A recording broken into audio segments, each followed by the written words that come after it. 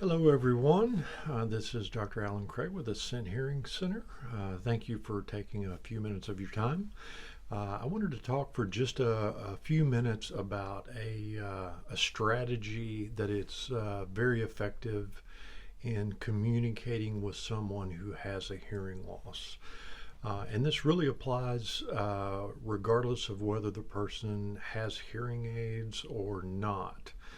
Now, the whole topic of communication strategies for people with hearing loss is quite large. I could probably give a 3 hour seminar on all of the different strategies that are out there. But there's one strategy that I have found over the years to be very effective in covering a large number of the problems that people have if they have someone in their life that they have to talk with on a regular basis that does have hearing difficulty. I call it the whites of their eyes rule, and it is a way of not having to learn 37 things that you do and 41 things that you don't do and things like that. This sort of covers all of them. Now, the whites of their eyes rule applies really any time you're communicating or talking to someone that has a hearing loss, but it is especially important when you are starting a conversation with someone that has a hearing loss. And the rule is very simple. Don't talk or communicate with someone, and certainly don't try to start a conversation with someone that has a hearing problem unless you can see the whites of their eyes. And some of you may be old enough to remember the song where I remember that phrase from. Having that eye contact accomplishes several things for us. First of all, it will keep you from doing a lot of the things that you do completely inadvertently that make it difficult for the person with hearing loss to hear or understand what you've said. So, for example, if you're in another room and you try to talk to the person with hearing loss, it's going to be very, very difficult for them to understand what you're saying. But if you can remember, wait a minute, I can't see their eyes from in here. I need to walk into the room where they are and see their eyes. Or you won't be walking away from someone while you're talking to them, which is something that's very difficult for people with hearing loss. So it just covers a lot of the things that people with hearing loss complain about. That people talk when they're not looking at me or when they're in another room or things of that nature. The second thing it does is that it assures that you have that person's attention. So, for example, if the person with hearing loss is watching television, more than likely they are having to focus and concentrate a lot harder than you are, perhaps, to be able to follow whatever is going on the television, whether it be their favorite show or a ball game or whatever.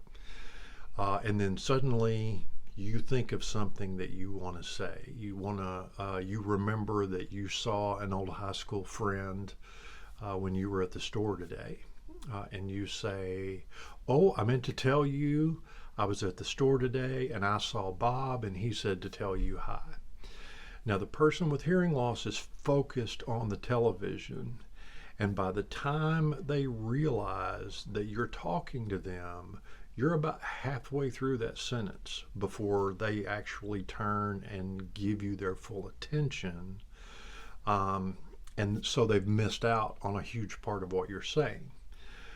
If you say their name or tap them on the arm or do something to get their attention away from the television or away from whatever it is they're doing so that you have eye contact, you can see the whites of their eyes, then you have their attention from the very beginning, and it will significantly reduce the huhs and the whats and the things of that nature. Another one is a little more complex, but sound sound travels in waves, and anything that travels in a wave form, sound, light, and things like that, is perceived very differently by our senses depending upon whether it is coming toward us or going away from us. So, for example, if you were sitting at the railroad tracks, you got caught by a train and you're having to sit and wait for the train to come through. And when the train comes by, when it is 100 yards to your left, for example, and when it is 100 yards to your right after it has passed you, it's the same sound at the same distance. So it should sound the same, but it doesn't. As that train goes by you, you hear there's a complete change in the quality of sound once that sound changes from coming towards you to going away from you.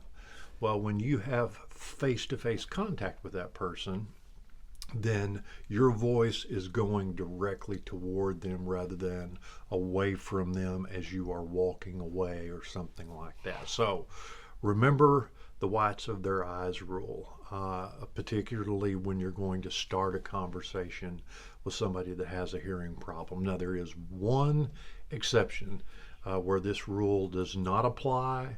I do not recommend that you use it. It will not be helpful, and that is when you are traveling in the car. Whether you or the person with the hearing loss is driving, eye-to-eye contact is not a safe scenario. But in all other cases, if you can make a legitimate effort to have eye-to-eye contact, to see the whites of their eyes as you're communicating with them, a lot of the difficulties that you notice with them asking you to repeat or not understanding what you said, or perhaps not hearing what you said at all, you'll see those things decrease significantly. Thank you so much for giving a few minutes of your time. If there's any questions or anything we can help you with, please reach out at info@hearingaidsjonesboro.com, or feel free to call the office at 870-268-1488. And thank you so much for your time. Have a great day.